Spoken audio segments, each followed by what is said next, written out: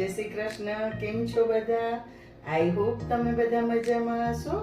આજે આપણે બનાવીશું ભરૂચની પ્રખ્યાત ખારી સિંગ. તો ચાલો સિંગ બનાવવાનું સ્ટાર્ટ કરીએ. અહીંયા હું 3 કપ સિંગદાણા લઈ રહી છું. જે આપણે ખારી સિંગ એકદમ ભરૂચમાં મળે એવી જ ભરૂચની જે સિંગ મળે છે એ ટાઈપની સિંગ બનાવશું, બલકે એનાથી પણ વધારે સરસ બનશે.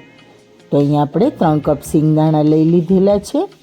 હવે એનામાં આપણે બાફવા માટે પાણી ગરમ મૂકી દીધું છે મેં. પાણી પણ સરસ ગરમ થઈ ગયું છે. તો આપણે સિંગદાણા એમાં એડ કરી દઈશું અને સાથે 1 ટેબલ સ્પૂન જેટલું મીઠું એડ કરી દઈશું. તમે જે પ્રમાણે સિંગ લીધી હોય એ પ્રમાણે તમારે મીઠું ઓછું વધારે એડ કરવાનું છે.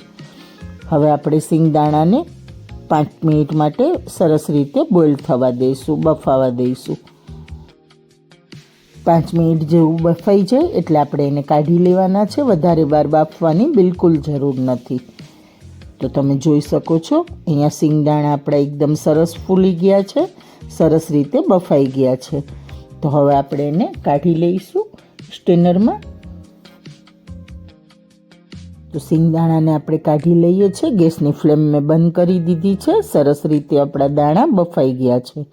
તમે જોઈ શકો છો આપણે બધું પાણી નીકાળી દીધું છે. હવે આપણે દાણામાં 1 ટેબલ સ્પૂન જેટલું મીઠું નાખી દઈશું અને સરસ રીતે એને મિક્સ કરી દઈશું.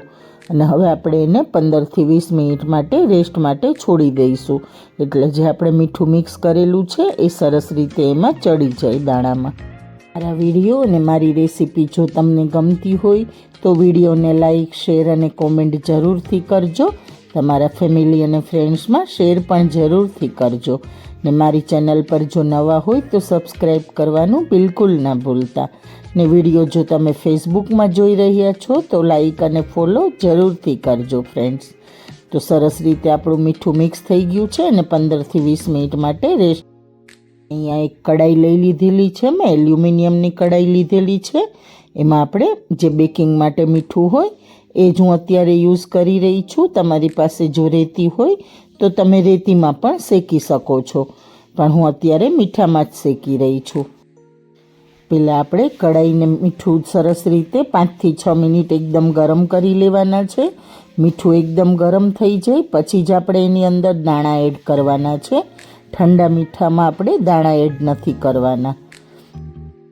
આપણા દાણા થોડા ભીના છે એટલે તમે જોઈ શકો છો બધું મીઠું ચીપકી ગયું છે, પણ ટેન્શન નથી લેવાનું.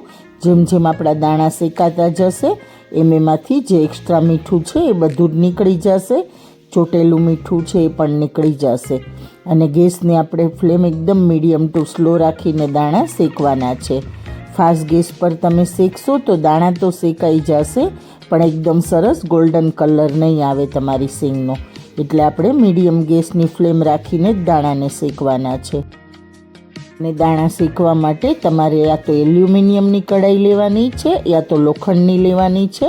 નોનસ્ટિક કડાઈ કે સ્ટીલની કડાઈ બિલકુલ નથી લેવાની. જો નોનસ્ટિક કઢાઈ લેશો તો એ દાણા અને મીઠું ગરમ થશે, એટલે મીઠું ગરમ થવાથી તમારું નોનસ્ટિક કઢાઈની જે પરત હશે એ પરત નીકળી જવાની શક્યતા છે. અને સ્ટીલની કઢાઈમાં પણ મીઠું નાખીને નથી શેકવાના, નહીંતર એ પણ ખરાબ થઈ જશે. એટલા માટે એલ્યુમિનિયમ યા તો લોખંડની કઢાઈમાં જ શેકવાના છે. તમે જોઈ શકો છો આપણા દાણા શેકાતા જાય છે એમ એનો કલર પણ ચેન્જ થતો જાય છે. અને જે મીઠું ચોટેલું હતું એ પણ નીકળવા લાગ્યું છે, દાણાથી અલગ થવા લાગ્યું છે. તો હવે આપણે એક દાણાને ચેક કરી લઈશું કે ફોતરા નીકળે છે કે નહીં. જો એકદમ આસાનીથી ફોતરા નીકળી જતા હોય મતલબ કે પરફેક્ટ આપણી સિંગ શેકાઈ ગઈ છે.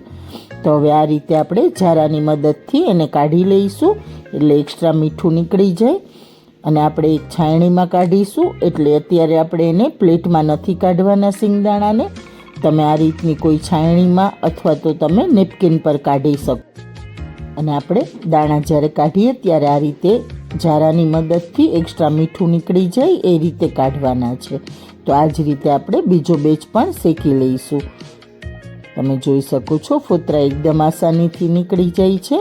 તો અહીંયા આપણી સિંગ બધી શેકાઈને તૈયાર થઈ ગઈ છે. તમે પણ એકવાર આ રીતે ઘરે જ ખારી સિંગ બનાવી જરૂરથી ટ્રાય કરજો.